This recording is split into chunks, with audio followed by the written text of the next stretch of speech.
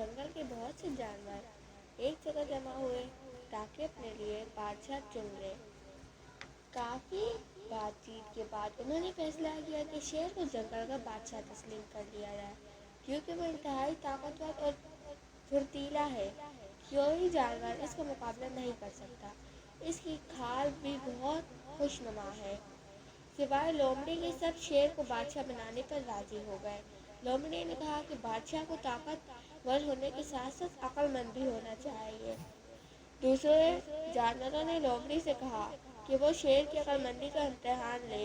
लोमड़ी ने शाम तक इंतजार किया और अंधेरा होते ही शेर की झाड़ की तरफ चल पड़ी। रास्ते में उसने 2 चमकदार जुगनू भी साथ ले लिए।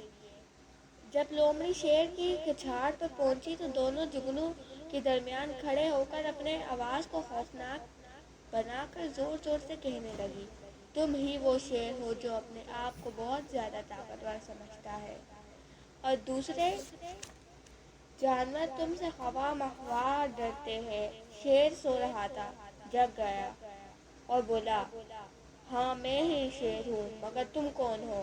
तुम्हारी आंखें बहुत चमक रही है। लोमड़ी ने आवाज़ को और डरावना बनाकर कहा, मैं समुद्री मखलूक हूँ, मुझ में बेपनाह ताकत है। मैं तुम्हें बताना चाहता हूँ कि मैं सांस लेकर अपने जिस्म को कई गुना बढ़ा सकता हूँ। मैं तुम्हें बादशाह नहीं मानता, बल्कि तुमसे मुकाबला करके तुम्हें फना कर दूंगा। इसने जुगनू से कहा कि वो दाएं बाएं हट जाए। फिर लोमड़ी ने शेर से कहा, देखो अब मैं 3 गुना बड़ा हो गया हूँ। शेर नींद से अभी अभी जागा था। उसने देखा कि आंखों का फासला 3 गुना हो गया है। शेर ने सोचा कि इस समुद्री मखलूक का जिस्म 3 गुना बढ़ गया है।